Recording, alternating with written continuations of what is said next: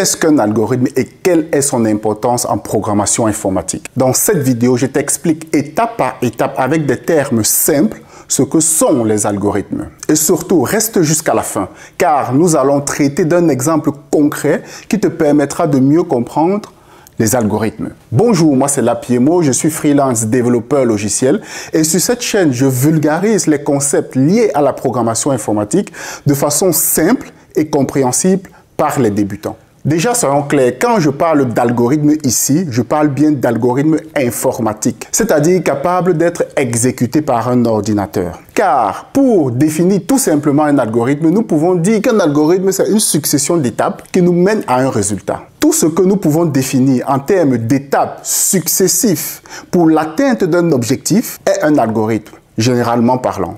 Exemple, une recette de cuisine ou alors aller au travail. Quelles sont les différentes étapes qui nous mènent à notre travail? On se lève le matin, on prend une douche, on se brosse les dents, on prend un petit déjeuner, on s'habille, on prend sa voiture ou alors les transports en commun, on arrive jusqu'à la société. À la société, on entre dans les bureaux. Ensuite, on prend notre poste et on commence notre travail. Ça, ce sont les différentes étapes qui nous mènent jusqu'à notre travail. Et vu que nous avons défini un ensemble d'étapes successives, ordonnées et finies, alors là, nous avons un algorithme. Maintenant, revenons un tout petit peu à l'historique même des algorithmes. Le concept d'algorithme tire son origine des mathématiques et peut se définir comme étant un ensemble d'opérations ordonnées et finies qui doit être exécutées dans l'ordre afin de produire un résultat répondant à une problématique. Dans une de mes vidéos précédentes, j'ai parlé des concepts fondamentaux qui gravitent autour de la programmation informatique, qui sont les structures de données, les algorithmes et les langages de programmation. Je vais te mettre la référence de ces vidéos en description et tu pourras les voir ou les revoir. Je t'explique que l'idée de la programmation informatique, c'est de retranscrire les structures de données et les algorithmes dans un langage de programmation compréhensible par les ordinateurs qui se chargeront de les exécuter. Les ordinateurs exécuteront chaque instruction de nos algorithmes jusqu'à obtention d'un résultat. Concrètement, cela implique qu'il nous faut en premier définir notre problématique et ensuite décrire un algorithme qui nous proposera un résultat. Pour un même problème, nous pouvons avoir différents algorithmes qui nous mènent au même résultat. Puisqu'il existe potentiellement plusieurs algorithmes nous permettant de résoudre une même problématique, nous allons choisir un algorithme en fonction d'un certain nombre de critères. D'où nous avons les critères d'évaluation d'un algorithme. Parmi ces critères, nous avons par exemple sa complexité, sa vitesse d'exécution et la consommation des ressources de cet algorithme. Jusqu'ici, si tu as trouvé cette vidéo intéressante, alors je t'invite à m'encourager en likant cette vidéo et t'abonner pour être notifié de l'apparition des prochaines vidéos comme celle-ci. Maintenant, nous allons parler de notre exemple concret. Voici notre problématique. Nous avons une structure de données ici, un tableau qui reprend 3 éléments. Donc, nous avons un tableau d'indice 3. Ce tableau, nous l'avons appelé tab personne, pour dire un tableau de personnes. Et la problématique, ou alors le résultat que nous voulons obtenir ici, c'est l'âge moyen des personnes reprises dans ce tableau. Et également, nous voulons avoir la personne la plus âgée reprise dans ce tableau. Ça, en tant qu'humain, comme je l'explique déjà dans l'une de mes vidéos précédentes, nous traitons de l'information. Si nous avons ces éléments, si nous pouvons définir quel est l'âge moyen ou alors qui est le plus âgé.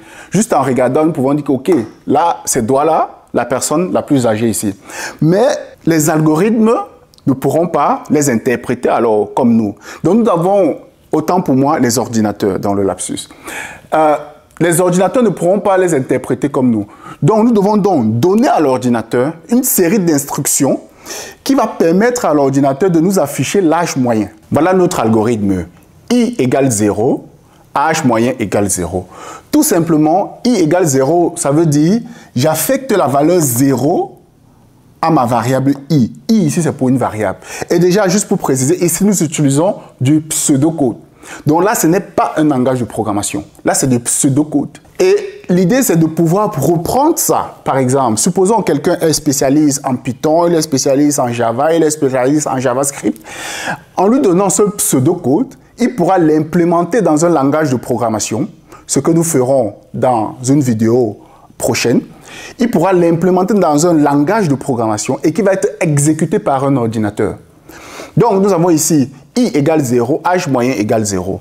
Tant que I est inférieur à tab personne, donc notre tableau, point length, ceci en fait, tab personne point length veut tout simplement dire la taille du tableau. Length en anglais qui veut dire longueur, taille, donc on veut juste récupérer la taille de notre tableau. Donc, tant que I est inférieur à la taille de notre tableau, ici, tu vois bien que nous avons des traits en vert, qui veut dire en fait tout ce bloc-ci, c'est une boucle. Donc, cette bloc-ci va s'exécuter tant que cette condition sera respectée. Donc, tant que cette condition sera respectée, cette boucle, dont toutes les instructions qui sont dans ce cadre vert vont s'exécuter. Donc, tant que I est inférieur à la longueur de notre tableau, on fait H moyen égale H moyen plus tab personne de I.H. Interprétation. Donc, je prends la valeur qui est dans H moyen, je fais plus la valeur de cet élément. Et le résultat que je vais obtenir, je vais l'affecter dans H moyen. Ici, juste expliquer un tout petit peu la syntaxe. Tab personne, crochet, crochet de I veut tout simplement dire, je veux récupérer l'élément qui se trouve à l'indice I de ce tableau. Donc, pour un exemple concret ici, si nous disons, nous voulons l'élément à l'indice 0 de ce tableau, nous avons cet élément-ci. Si nous voulons l'élément à l'indice 2, nous avons celui-ci. Une fois que nous sortons de cette boucle, qu'est-ce qui se passe? Nous allons faire H moyen égale H moyen divisé par tab personne.length. Tout simplement, l'H moyen, c'est égal à l'âge, donc à l'âge que nous avons à la sortie de cette boucle-ci, divisé par la longueur du tableau, pour savoir le nombre de personnes. Et ensuite, on fait afficher l'H moyen est plus H moyen. Ceci qui est entre côtes, c'est une chaîne de caractères. Quand je fais plus H moyen, c'est pour dire, OK, l'H moyen, supposons que l'H moyen, ça donne 9 ou je ne sais pas trop quoi.